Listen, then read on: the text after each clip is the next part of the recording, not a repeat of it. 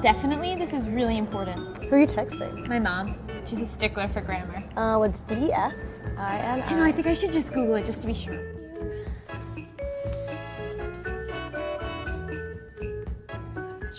Okay, so I'll talk to you soon. Hello?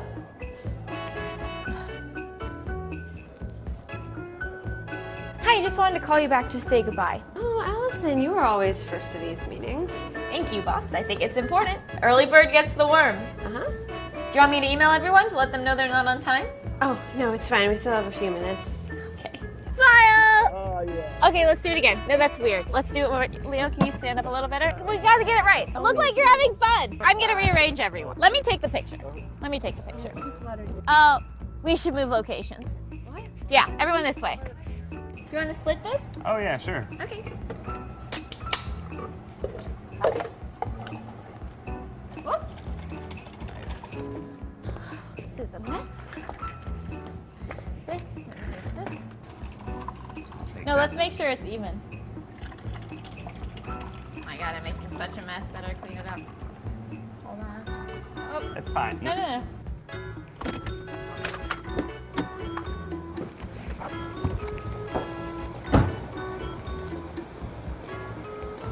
That could be better. I don't want there to be any resentment. Oh God. Here we go. Just give it a second. Perfect. Well. All right, so we all know someone like that, don't we? It's probably me. Someone with super high expectations, obsessed with performance and results, controlling, demanding, inflexible, stubborn, critical. And the big question I want to address today is God a perfectionist? Is God a perfectionist who demands perfection from us? Does God have super high expectations? Is he obsessed with results and performance, controlling, demanding, inflexible, stubborn, even critical? After all, doesn't Jesus say in Matthew 5:48 that we should be perfect as our heavenly Father is perfect? So doesn't it seem like he's saying here that God is a perfectionist who demands perfection from us? Well, unfortunately, many Bible teachers do cast God in a perfectionistic light, and they continually hammer on their followers to live perfect lives if they want to please God and satisfy his insatiable appetite for perfection. But notice that Jesus is not saying here that God is a perfectionist. He's simply saying that God is perfect, and there's a huge difference between being perfectionistic and being perfect. Leviticus 19:2 is most likely what Jesus had in mind when he said this, because Leviticus 19:2 says, "Be holy," this is God speaking, "be holy because I am holy." And the Hebrew word for holy in this sentence is Kadosh, and Kadosh is our ancient word for today. Kadosh means to be sanctified or set apart as sacred, and it means that God is set apart or distinct from the rest of creation because God has no flaws or faults to his nature at all. Everything God does, he does perfectly all the time, okay? And in this perfectly flawless sense, there's no one like God. God stands alone as the one and only perfect one, okay? Which is why God often says in the scriptures, "I alone am God, there is none like me." And so having a holy or perfect nature is a status reserved for God alone. Only God is holy, only God is perfect. You and I are not God. We're never going to be God, which also means that it is not our nature to be holy or to be perfect. To be human is to be imperfect, and yet we are exhorted here to be perfect or to be holy in these passages. How do we explain that? Okay, the key to answering that question is to pay particular attention to the smallest Hebrew word that's found in this passage in Leviticus, which I have marked in yellow here on the screen. That Hebrew word is pronounced ki, and it means because or for. And as a conjunction, this word connects these two thoughts in this sentence together. We are to be holy. Why? Because God is holy. And in this passage, as in the passage we read in Matthew, God is not ordering or demanding us to be holy or perfect. Instead, God is lovingly warning us that there's something about his holy nature that's unsafe for us unless we too become holy or perfect, okay? And Leviticus 19:2, just in my mind, okay, just might be the most important passage in the Bible to understand, because understanding God's holiness explains the reason for everything. Seriously, everything that exists and everything that the Bible speaks about. And I often say here that if God's intention is for us to be with him forever, right? Why didn't he just begin history there? Why do we do this? Why do we have to do this often troubling and difficult, painful thing called life?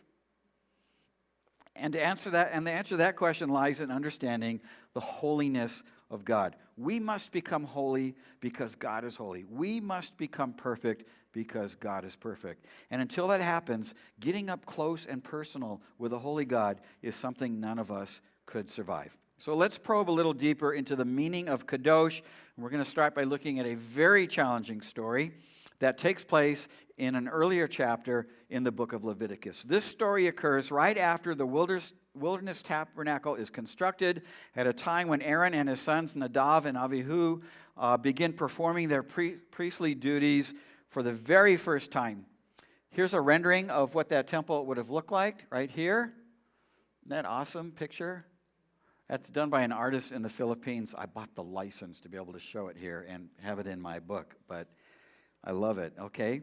And this inaugural event is an exciting moment. I mean, get into the feeling here, full of anticipation, because the tabernacle is finally built so that God, this holy God, could draw close to his people. And on this special day, God in his full glory is going to manifest in their presence for the very first time. The first 8 chapters of Leviticus contains an exhaustive list of instructions from God on how to perform purification ritual sacrifices, how the priests are to perform these that would allow God to manifest safely in their presence. And in chapter 9, Aaron and his 2 sons present the very first sacrifice, placing it on the altar located inside the walls of the tabernacle. Back to that picture. I can show you here. Okay, so that's in the very front here, that big ball of flame coming up from that altar is where they would have presented it.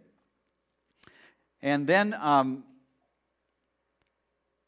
Moses says to all the people in Leviticus 9:6, he says, "This is what the Lord has commanded you to do, so that the glory of the Lord may appear to you." In other words, the full manifestation of God's presence.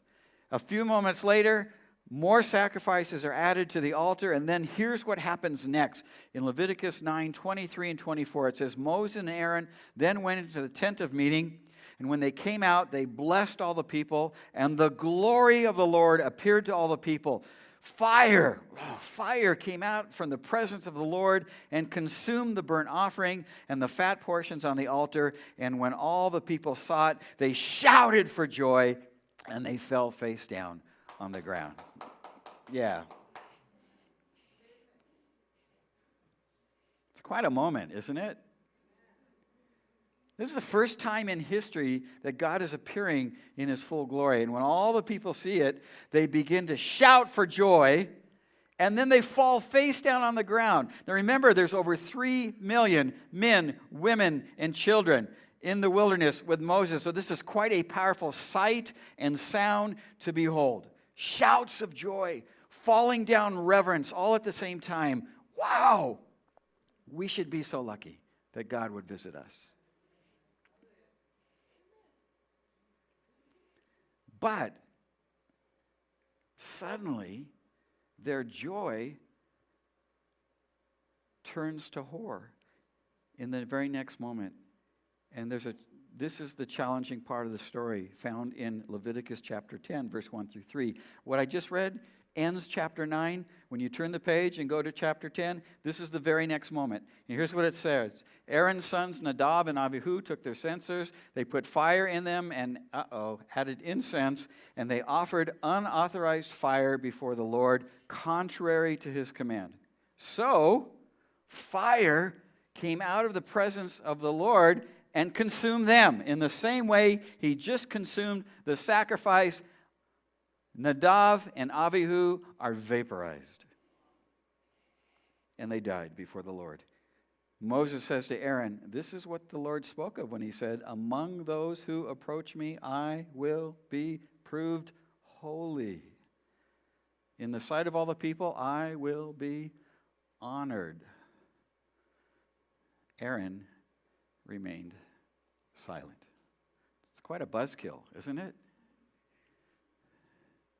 One moment they're shouting for joy, and now they're gasping in horror.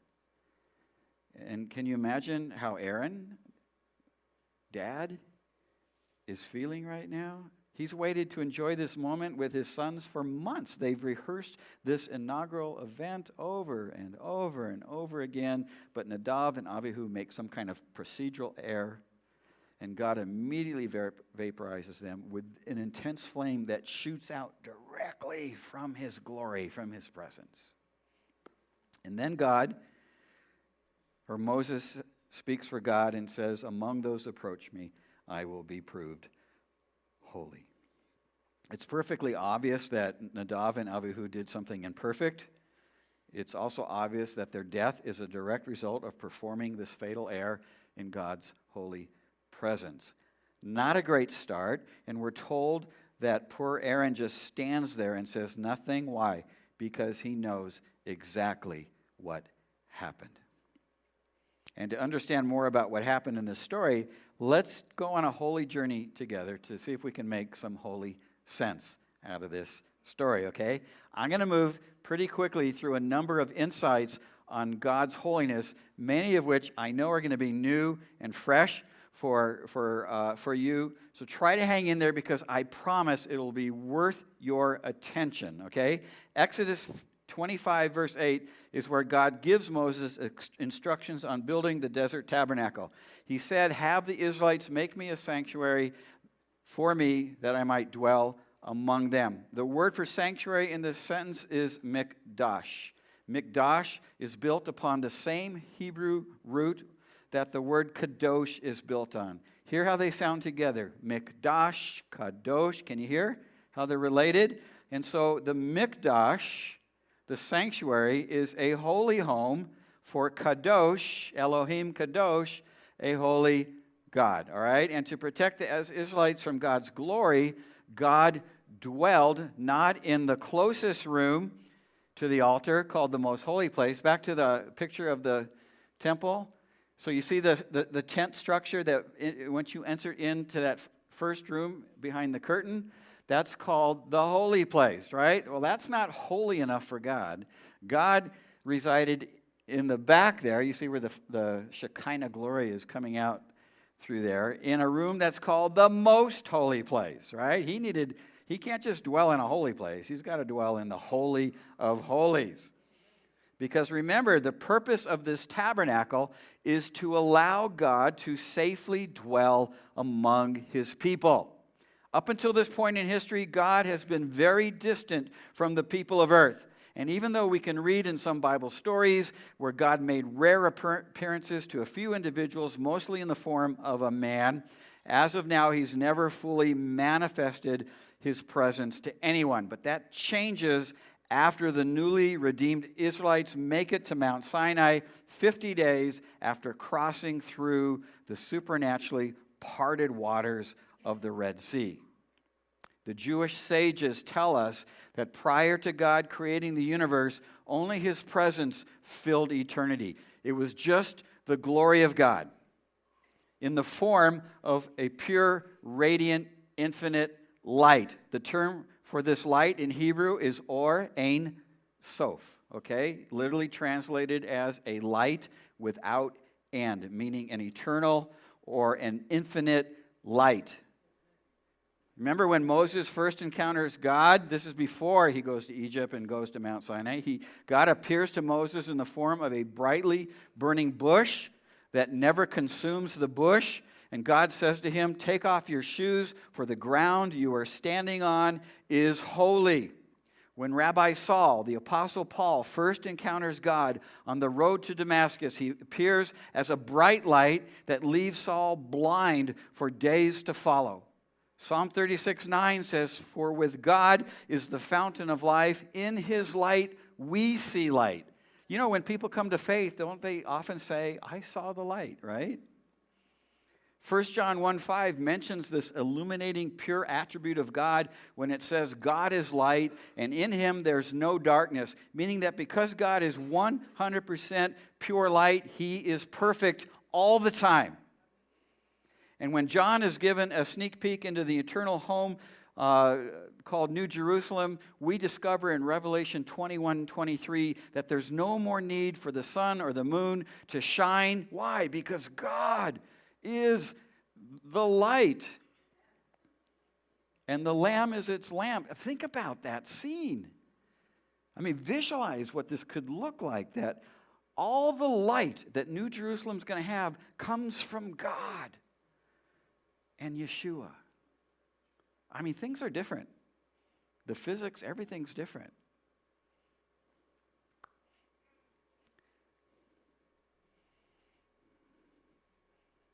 No more monthly utility bills, that's for sure. That'll be cool. So let me ask you a question. When you think about God, what do you imagine in your mind that he looks like? A grandfather sitting on a rocking chair, long beard, watching over his grandkids? An angry cop who's ready to bust you the first time you blow it? A controlling tyrant who orchestrates every single thing that happens, even predestines people, some to go to heaven, some to go to hell? None of those images of God are accurate because God is not a physical being. God is a spiritual being. John 4:24 says that if you want to worship God, you need to worship him in spirit and truth. Why? Because he's a spirit. And even though the Bible gives us many anthropomorphic images of God to help us better comprehend God's nature in images that are familiar to us, a loving father, a guiding shepherd, a sheltering bird, God is not physically any of those images because God doesn't have a physical form. He's non-corporeal. He's a spirit. And this is why the Israelites were commanded not to make images or statues of deities or bow down to them to worship them. God's true spiritual form is Or Ein Sof, a light without end. And it's important to realize that without protection, God's glory presents a fatal threat to us, much like the threat that we have if we were to go hiking in the desert in 110 degrees weathers without protection, right? It wouldn't take long before you become dehydrated and you die. When God first appears to the Israelites on the summit of Mount Sinai, the Israelites standing below, and God's up on the summit, right? They look up, this is Exodus 24:17, and it says that the Israelites, the glory of the Lord looked like a consuming fire on top of the mountain. Hebrews 12:29 describes God as a consuming fire. And on one occasion when Moses asked to see God's glory, meaning Moses wanted to see his full holy presence, God says to him in Exodus 32, "No one can see my face and live," right? And I've said this so many times. He's not like being a mafia boss here, like, you saw my face, now I have to kill you. On the contrary, this is a warning coming from a loving father, warning his kid that something horrible will happen to him if he allows this to take place. And so in this story, God only allows Moses to see a very small portion of his glory. As he passes, he blows out a little bit of flame or something, right? But even then, Moses' face glows bright for many days to follow. That's how dangerous it is. And so the best way to imagine God's holy nature is to visualize him as a pure, radiant spirit where nothing impure can survive in its presence. And the problem is not that God is rigid or mean or demanding perfection or else. The problem is simply that God's nature is so perfectly pure that nothing imperfect can survive in his presence. Does that make sense? I'm telling you, holiness is a big deal. If you get holiness right, all the other pieces of the Bible and really all of history fall into place. You have to understand the holiness of God. And holiness is not just one of many of God's attributes. Holiness alone occupies the top of the attributes organizational chart, and all the rest of God's attributes flow from God's holiness. In other words, God loves the way he does because he's holy. God shows mercy the way he does because he's holy. God is just because God is holy. God never lies and never reneges on a promise because he's holy. Revelation 4:8 tells us that day and night, meaning all the time, the seraphim never stop proclaiming. By the way, seraphim literally means burning ones. Which makes sense. Only something that burns continually can survive in the presence of a holy God. And don't they have to close with their wings, they cover their eyes, and, it's different up there. Day and night, they never stop proclaiming, holy, holy, holy is the Lord God Almighty. And this triple repetition of the word holy is a Hebrew language technique to emphasize the significance of what is being repeated. Didn't Jesus frequently say, truly, truly, I say to you, and then he makes a statement? And when he does this double repetition, it's like he's saying, you better listen up because this is really, really, truly, truly important, right? We have many ways that we emphasize something in our communication. We use italics, right? We underline, or we put several exclamation points at the end of a sentence. We even capitalize in bold letters. And if we really, really, really, really, really want to make a point, we do all those things together.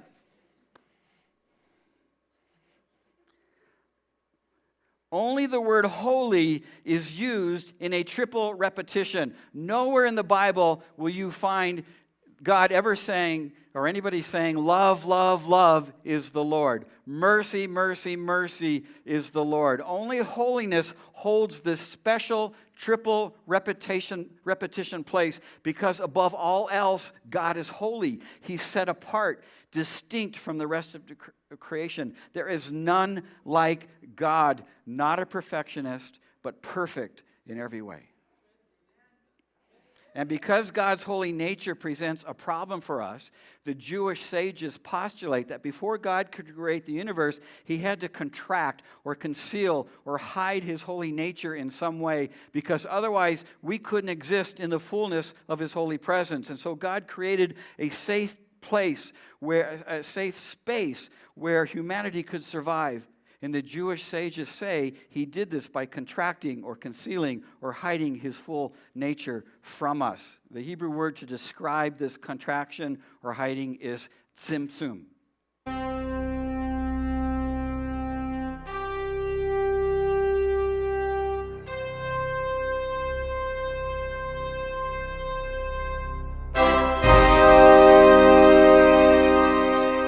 Okay, I had to get some drama in there at least. You want to try and say it? You have to get it. It's a tzadi in Hebrew. It's tzimtzum. Try it. Oh yeah. Okay. Never mind. If you want to learn more about this Jewish creation teaching, you can Google it or YouTube it. The word tzimtzum, and you'll find plenty of information on it. It's actually quite interesting. Okay. In support of this creation theory, some Hebrew scholars point out that the Hebrew word used for universe, which also is for eternity, the word olam, is semantically derived from the Hebrew word olam, which means to veil from sight. That's kind of interesting, right? Which adds more credibility to this theory that when God created the universe, he veiled himself from our sight in order to create a safe physical space for us to live. Rabbi Jonathan Sachs says it this way: creation involves concealment. To give mankind some of his own creative powers, the use of language to think, communicate, understand, imagine alternative futures, and choose between them, God must do more than just create Homo sapiens. He must efface himself to create space for human action. One more interesting connection is that on the sixth day of creation, when God finished creating this safe physical space for us, what did he do? He ceased from creating on the seventh day. In other words, God got out of the way and he handed off the creation baton to us, saying something like, okay, you guys take it from here. Let's see what you can do from this point on. And isn't it interesting that God made us in his image, which doesn't mean that we look like God physically. It means that because he's got no physical form, it means that we look like God spiritually. We're made to be bright lights that shine in the world. Our main task is to create a world where beauty and equality and justice and safety and opportunity and self-sacrifice and humility and love and mercy all reign supreme. Didn't Rabbi Yeshua once remind his followers, you are the light of the world. Don't hide it. Shine it.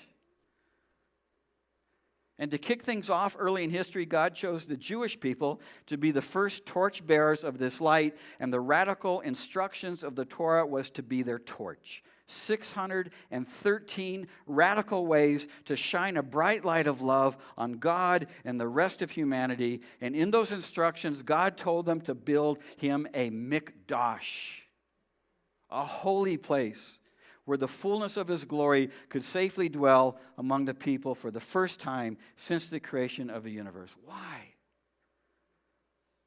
Because God didn't want to remain transcendent or distant from us. He wanted to draw close.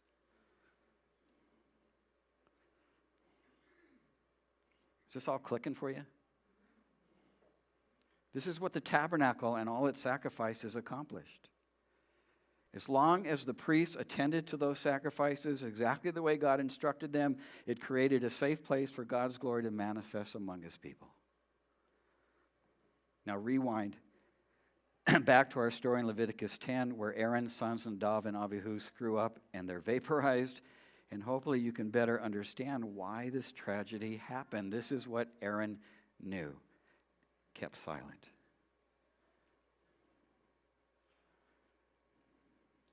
God wasn't being mean. He wasn't being demanding. Aaron's boys simply lost that force field, so to speak, that protected them from God's glory. And without that safe layer of protection, they became exposed to the consuming fire of God's holy nature. Enter Jesus into the story. God in a bod. Several hundred years later, God visits us in the form of a man. And the worship team can come up now. The tabernacle, think about this, the tabernacle didn't get God close enough to us. And it was still very risky business. And so later on in history, God had a plan actually to come to earth to provide a safer and a closer way for us to draw close to God and for God to draw close to us. You know, when we first started our space program, there was a huge challenge returning the spacecraft back to Earth without it burning up upon re-entry. And so the problem is that once the spacecraft re-enters Earth's atmosphere from gravity-free outer space, it creates friction and heat, and the atmosphere ends up creating such a high temperature that the early spacecrafts couldn't withstand the heat. They would just kind of burn up.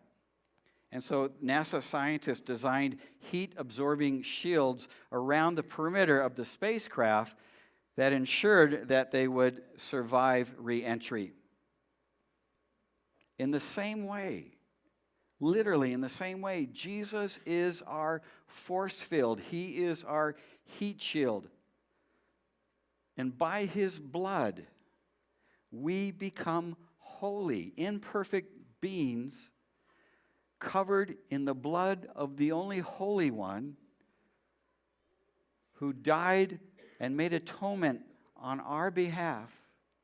We become perfect and holy. Listen, not in the sense that when we do things perfect or holy.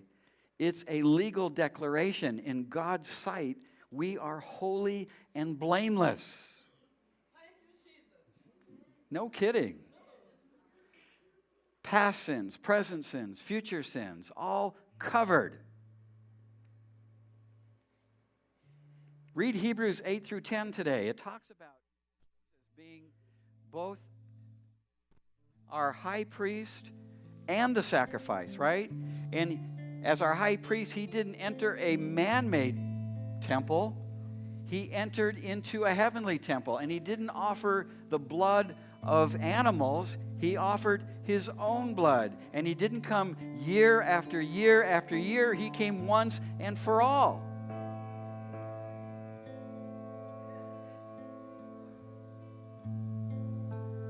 God made Jesus, who had no sin, meaning a holy, perfect one, to be sin for us, so that in him we might become the righteousness, holy, perfect ones of God. And that's why Hebrews 10, 19, and 22 tells us that we have confidence because of what Jesus did. We can go right into the Holy of Holies without fear. It's covered. It's all about God drawing close to us. Fast forward to New Jerusalem. What's that going to look like when God himself is the temple?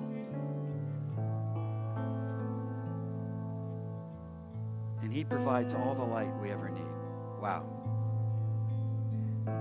Do you know what a thin place is? It's a term that's used, some people use, for when heaven, the space between heaven and earth gets closer. A thin space. I love that term.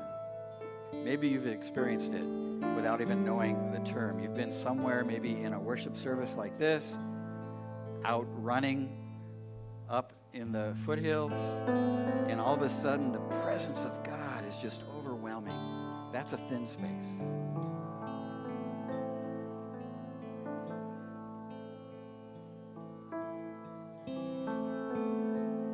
When God manifested to the people, they shouted for joy and they fell down on their faces. That's a thin space right there. So we wanted to end this service by having an extended time of worship.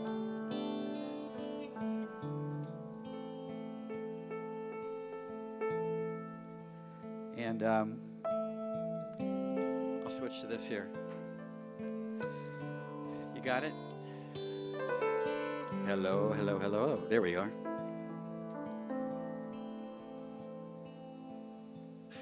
You can take whatever posture you want, okay? You can sit. You can stand. You can shout. You can raise your hands. You can run around the room.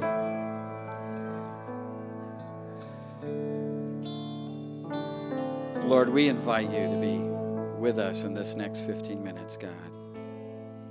Without fear, totally uninhibited, just delighting in joy in your presence, in reverence,